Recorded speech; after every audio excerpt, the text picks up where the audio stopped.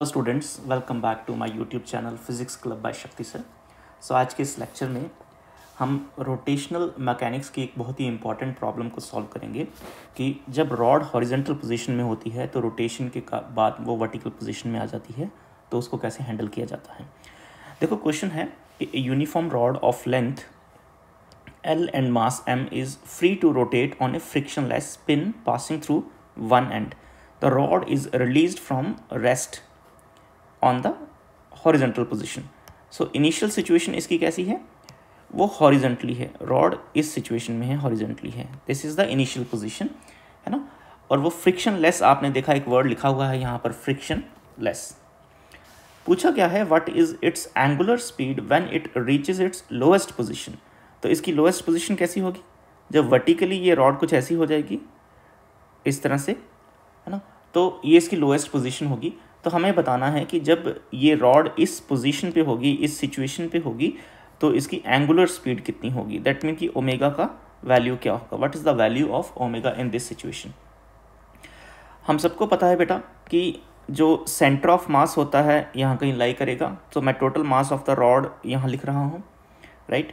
तो जब ये पॉइंट रोटेशन के बाद घूम के यहाँ कहीं आ जाएगा और एंड वाला पॉइंट घूम के बेटा यहाँ कहीं आएगा, तो ये जो पोजीशन है इसकी, ये सेंटर ऑफ मास होगा। This is the centre of mass of the rod, है ना। और वो कितना नीचे आया है वर्टिकली, तो ये जो डिस्टेंस है, this distance is L/2। So H का वैल्यू जो होगा वो कितना होगा, L/2 होगा। और टोटल लेंथ जो था मेरे पास वो कितना था, L था। L is the total length of the rod. Okay, so इस क्वेश्चन को सॉल्व कैसे किया जाए कि इनिशियली जो रॉड था हमारे पास वो हॉरिजॉन्टल पोजीशन पे था, बाद में वो रोटेट करके वर्टिकल पोजीशन में आ गया है। तो इसको सॉल्व कैसे किया जाए, what is the angular speed when it reaches its lowest position. Lowest position के आने के बाद इसका एंगुलर स्पीड क्या होगा। तो हम इस क्वेश्चन को सॉल्व करेंगे कंजर्वेशन ऑफ एनर्जी के बेस पे या फिर rotational energy. So let's write, apply the conservation of energy. So apply conservation of energy. Conservation of energy, conservation of energy में हम क्या देखेंगे कि इनिशियली जो रॉड है, इस पोजीशन में जो रॉड है, इसके पास पोटेंशियल एनर्जी है, और ये धीरे धीरे जब यहाँ पर आ गया तो इसकी पोटेंशियल एनर्जी डिक्रीज हो गई है, क्योंकि हाइट इसकी, देखो पहले सेंटर ऑफ मास हाइट पर था, अब सेंटर ऑफ मास नीचे आ गया ना। कितना नीचे आया, इतना नीचे आया है ना। तो इसकी पोटेंशियल एनर्जी डिक्रीज हुई है। बट इनिशियली जब रॉड इस सिचुएशन में थी तो इसकी काइनेटिक एनर्जी यहाँ पर कितनी थी, काइनेटिक एनर्जी 0, क्योंकि रॉड रेस्ट पर थी। लेकिन जब यही रॉड घूम के यहाँ पर आ रही है और इस पोजीशन से पास कर रही है विद सम वेलोसिटी, तो इसके पास काइनेटिक एनर्जी है। अब इसके पास अगर काइनेटिक एनर्जी है तो हम कहेंगे कि इसकी जो डिक्रीज हुई है potential energy, that is equals to the increase in kinetic energy. That is equals to the increase in kinetic energy. तो हम लिख सकते हैं कि decrease in potential energy is equals to increase in kinetic energy। ये statement बैठेगा। अब बेटा कितनी है उसकी पोटेंशियल एनर्जी, डिक्रीज कितनी हुई है। पोटेंशियल एनर्जी को सारे बच्चे जानते हैं, एक बड़ा ही स्टैंडर्ड फॉर्मूला होता है mgh करके। तो हम यहाँ क्या लिखेंगे, mg और h की जगह लिखेंगे L/2। इतना डिक्रीज हुआ है इसका पोटेंशियल एनर्जी में। और काइनेटिक एनर्जी इनिशियली तो 0 था, फाइनली काइनेटिक एनर्जी इस पोजीशन पे, वर्टिकल पोजीशन पे कितनी होगी, है ना। तो हम देखेंगे ये बेटा किसी ओमेगा से रोटेट कर रहा है, तो रोटेशनल काइनेटिक एनर्जी लिखी जाएगी 1/2 I ओमेगा स्क्वायर, है ना, क्योंकि इनिशियल काइनेटिक एनर्जी तो हमारे पास क्या थी, 0। यहाँ मैंने 0 लिख दिया, इनिशियल काइनेटिक एनर्जी 0 थी। ओके, अब मोमेंट ऑफ इनर्शिया इस रॉड का इस पॉइंट के अबाउट कितना होता है ना। हम सभी को पता है mL/3 होता है। तो उस वैल्यू को हम प्लग करते हैं, mg L/2 is equal to 1/2, यहाँ लिखेंगे mL/3 और ओमेगा स्क्वायर, ऐसा लिखा जाएगा।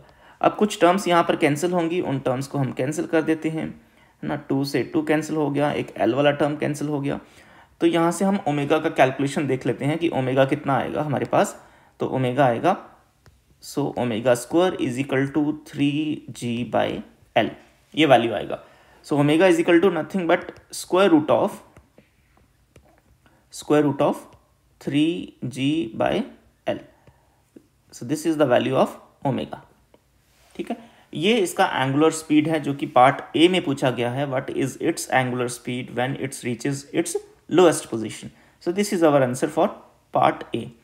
अब पार्ट बी की अगर मैं बात करता हूं तो पार्ट बी में वो कहता है determine the linear speed of the centre of mass. Centre of मास का लीनियर स्पीड पता करो and linear speed at the lowest point. तो दो जगह पे हमें लीनियर स्पीड की कैलकुलेशन करनी है ना। यहाँ पर जो लीनियर स्पीड बैठेगा ये वाले पॉइंट पे है ना, तो वो मैं लिखूंगा v सेंटर ऑफ मास, और यहाँ पर जो लीनियर स्पीड होगा वो होगा लोएस्ट पॉइंट, है ना, लोएस्ट पॉइंट का होगा। तो v सेंटर ऑफ मास पे देखते हैं पहले कैसे करेंगे।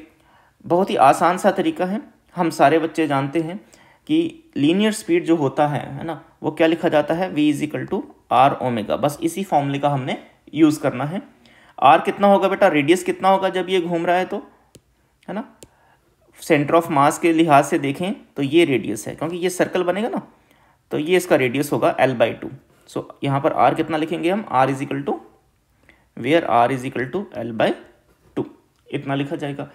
चलिए सेंटर ऑफ मास के लिए लिख रहे हैं तो मैं लिखूंगा VCM = L/2 × ओमेगा, और ओमेगा की वैल्यू हमने अभी अभी लिखी है 3g/L।